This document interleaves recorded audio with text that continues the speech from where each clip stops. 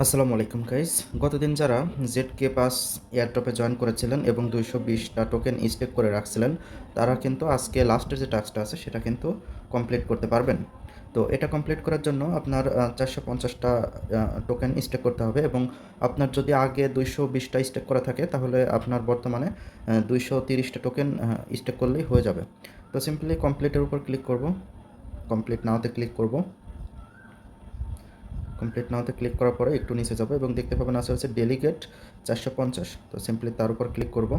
Click করার পরে দেখতে পাবেন এখানে কিন্তু আমার অলরেডি 220টা স্টেক করা ছিল এবং আমি আবারও 230টা স্টেক করব।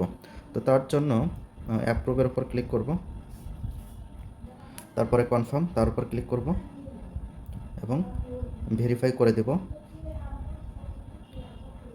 ভেরিফাই করে দেওয়ার পরে দেখতে পাবেন আসবে হচ্ছে ডেলিগেট, তার উপর ক্লিক করব।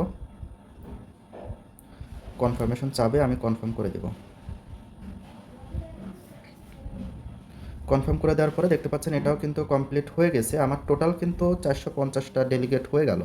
তো এখন যদি চাই যে আমি এটা আনস্টেক করব তাহলে কিন্তু পারবো না। আমার কিন্তু এখন এই যে 15 তারিখে কিন্তু আনস্টেক করতে পারবো। তো ঠিক আছে, আমরা এখন ব্যাকে যাব এবং ভেরিফাইতে ক্লিক করব।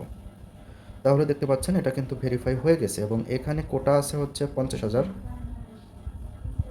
দেখতে পাচ্ছেন এখানে কোটা আসছে 50,000 এবং বর্তমানে মাত্র 900 জন জয়েন করছে। তো আপনারাও যদি এটাতে জয়েন করতে চান তাহলে জয়েন করতে পারেন এবং আপনাদের মনে অনেকের প্রশ্ন থাকে যে আমি লাস্টের দিন জয়েন করব এবং লাস্টের দিন জয়েন করলে কি রিওয়ার্ড পাবো কিনা।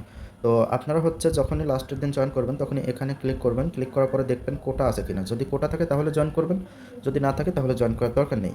আরেকটা ব্যাপার হচ্ছে, আপনারা অনেকেই প্রশ্ন করেন যে এটা উইথড্র করতে পারবো কবে?